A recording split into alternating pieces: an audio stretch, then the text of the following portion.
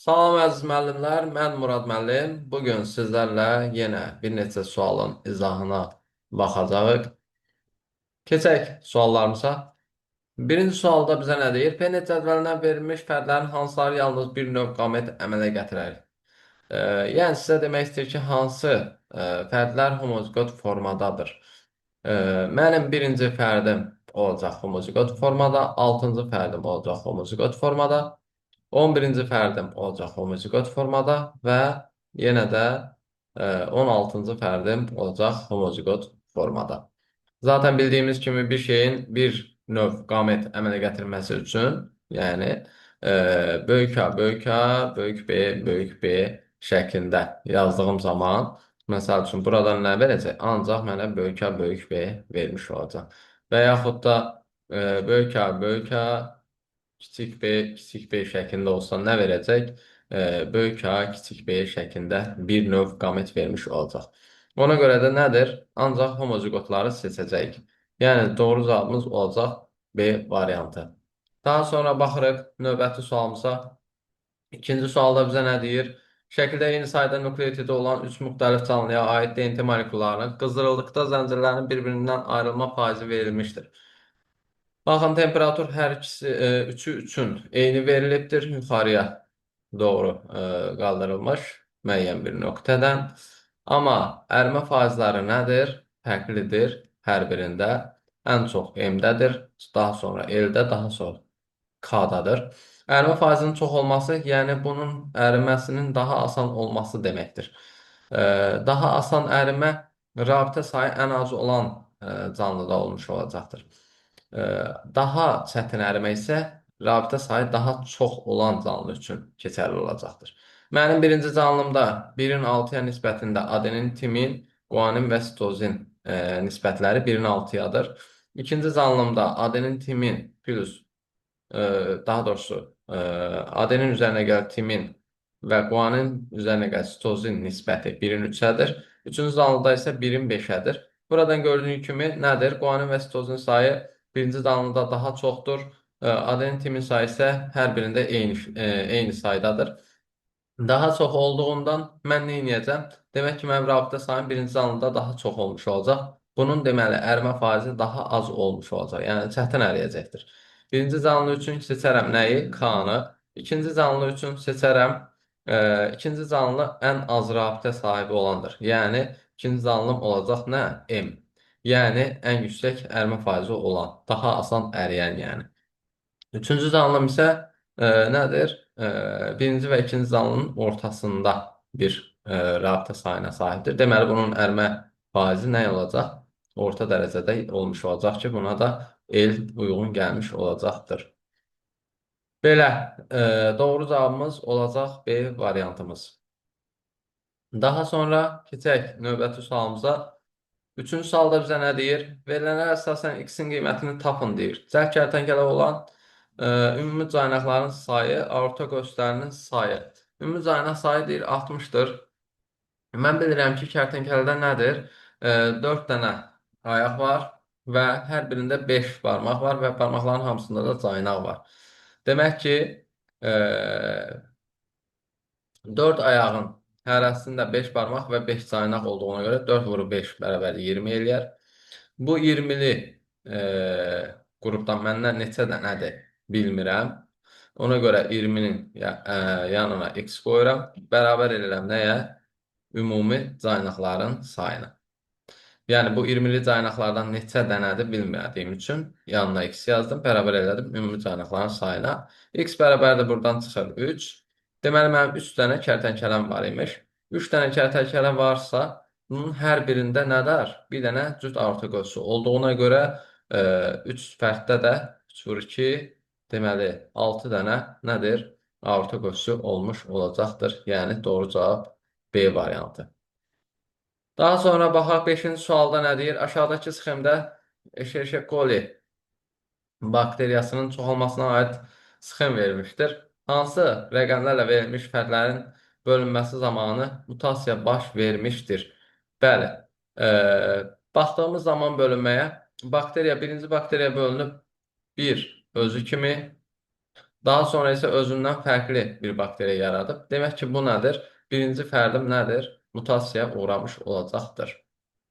Daha sonra üçüncü fərd və ikinci fərd öz bölünmələrin nəticəsində yaratdıqları fərd. 2 özü kimi yenə fərdlər yaradacaq, 4 və 5-i. 4 yenə bölündüyü zaman yenə özü kimi fərdlər yaradacaq. Demək ki, burada mutasiya olmamışdır.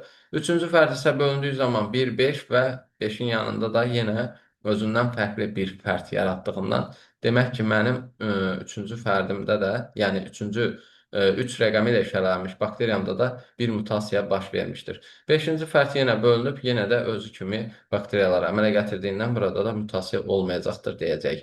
Deməli, mutasiya olanlar 1 və 3 olmuş oldu və cavab B variantı olacaqdır. Daha sonra keçək növbəti sualımıza. 7-ci sualda nə deyir? Genotipi verilən fərdin əmələ gətirə biləcəyi qametlərin maksimum növ müxtəlifliyi ilə minimum növ müxtəlifliyinin cəmi neçə edər?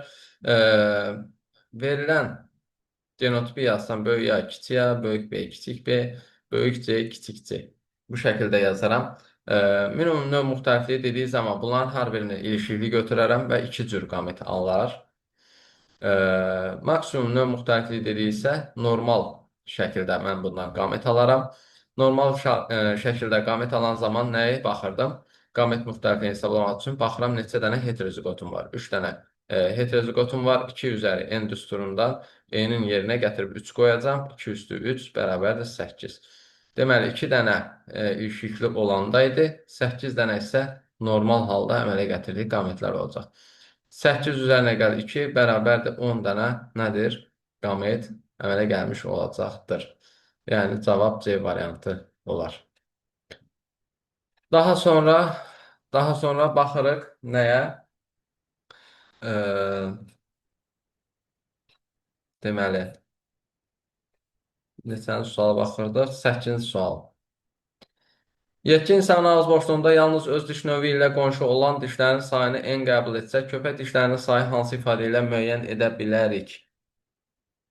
Ağız boşluğunda insanın öz diş növü ilə qonşu olan dişləri hansıları idi? Böyük ağzı dişlərindən bir.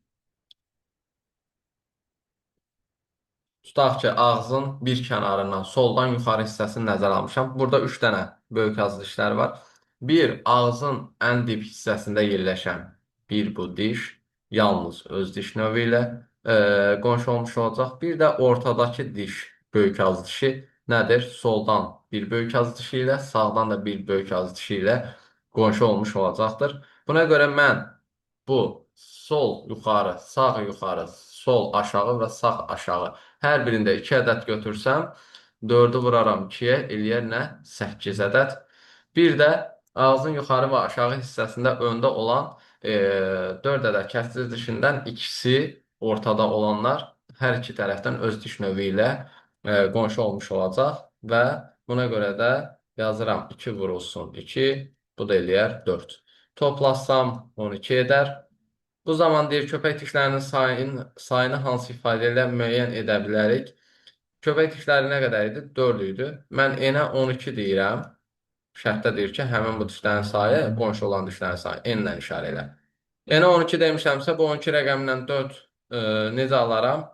12-ni bölərəm 3-ə, yəni n bölünmüş 3 şəklində yazmış olaram. Doğru cavabımız C variantı olacaqdır. Daha sonra baxaq növbəti sualımıza.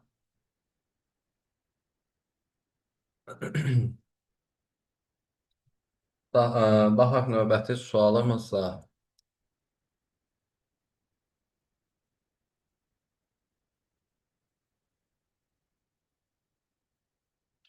19-cu suala baxırıq.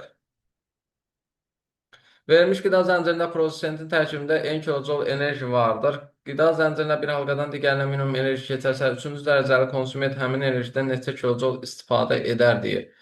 Deməli, birinci prosent olsun, sonra birinci dərəcəli konsument olsun, sonra ikinci dərəcəli konsument olsun, daha sonra isə üçüncü dərəcəli konsument olsun. Birinci dərəcəli konsumentdə nədir? N kilojul enerji var və məndən minimum enerji keçməsini istəyirsə 5%-ni keçirdərəm. N böl 100 vur 5, bu da nədir? N böl 20 deməkdir.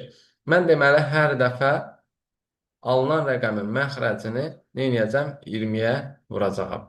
Bu şəkildə. Hər dəfə çünki minimum keçmiş olur. İkinci, birinci dərəcəli konsumentdə n böl 20. Daha sonra burada olacaq n böl 400. Burada isə n böl 8000 şəklində enerji keçidi olmuş olacaqdır. Yəni doğru cavabımız D variantı. Daha sonra baxırıq növbəti sualımıza.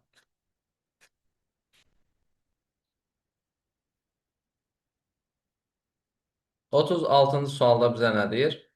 36-cı sualda x plus y ifadəsinin cəmini tap deyir. Tənəffüs hərəkətlərinin sayı 5-dir. Alveollardan qana keçən oksigenin miqdarı x-dir. Xarici olan karbon qazının miqdarı isə y olaraq verilmişdir.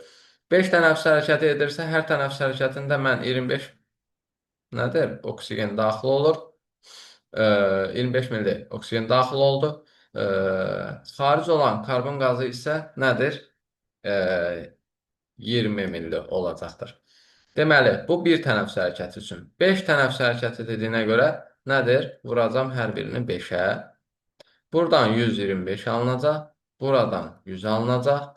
Və mənə x plus y ifadəsini deyir. Tap. X plus y-də 125 üzərinə gəl 100-dür. O da bərabərdir 225 şəklində olmuş olacaq. Yəni C variantı. Daha sonra baxaq növbəti sualımıza. Növbəti sualda deyir ki, qlükozanın parçalanması zamanı oksigenli mərhələdə ATF şəklində ayrılan enerji 5760 kilojol olmuşdur. Bu zaman ayrılan su molekullarında cəmi neçə proton var?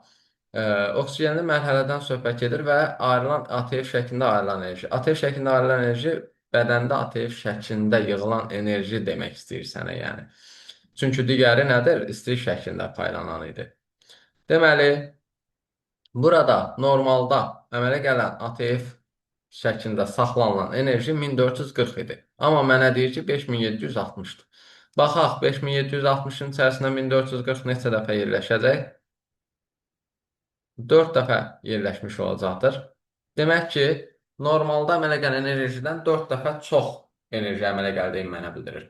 Demək ki, mənim yerdə qalan digər əmələ gələn nəyim varsa, yəni orada ATF-in, ayrılan suyum, karbon qazım, hamısının da normaldakı miqdardan 4 dəfə artıq götürəcəm. Normalda neçə mol su əmələ gəlirdi? 42 mol su əmələ gəlirdi. Amma 4 dəfə artıq şərtə görə götürdüyüm üçün 4 vur 42, o da eləyəcək nə? 168 mol su. 168 mol. Bu zaman ayrılan su molekullarında cəmi neçə proton var deyir. 1 mol suda 10 proton olduğundan 168 vurulsun 10 yazaram. O da eləyər 1680. Yəni A variantı olmuş olacaqdır. Doğru cavabımız. Belə əziz müəllimlər, suallarımız bundan ibarətdir.